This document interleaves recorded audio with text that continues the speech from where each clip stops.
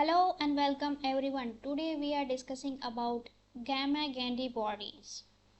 It is also known as siderotic nodules. They appear as a yellow, brownish and spheroidal foci. They are composed of deposits of iron pigments and calcium salts. They are associated with granulomatous inflammatory reactions with multinucleated foreign body giant cells and fibrous tissues. Gamma Gandy bodies were named after Carlos Gamma and Charles Gandy. They were first described in 1921 in association with sickle cell disease and other pathological processes such as hemolytic anemia and congestive splenomegaly. Gamma observed that this amorphous material was composed of iron and calcium sulfate deposits and was therefore named splenogranulomatous siderotica. In 1963, the name Gamma Gandy bodies became established and has been widely used ever since.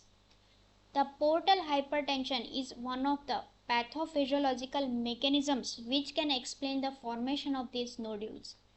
Portal hypertension means increased blood pressure in splenic circulatory system.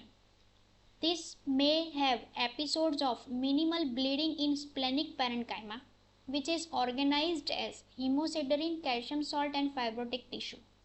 Sickle cell disease is another major entity in which GGBs can be found.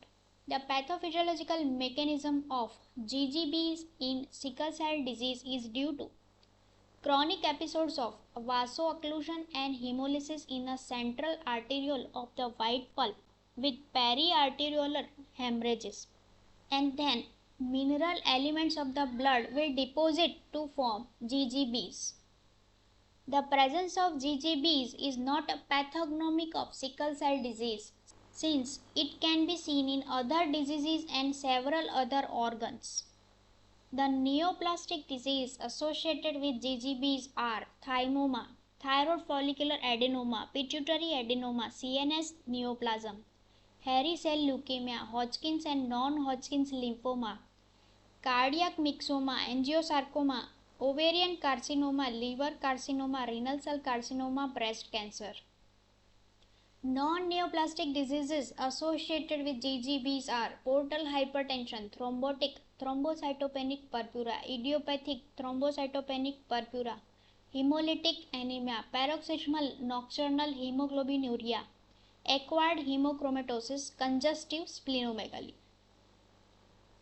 Imaging studies are helpful in diagnosing this condition. Contrast enhanced axial CT scan image may show multiple scattered sub-centimeter hypodense splenic lesions.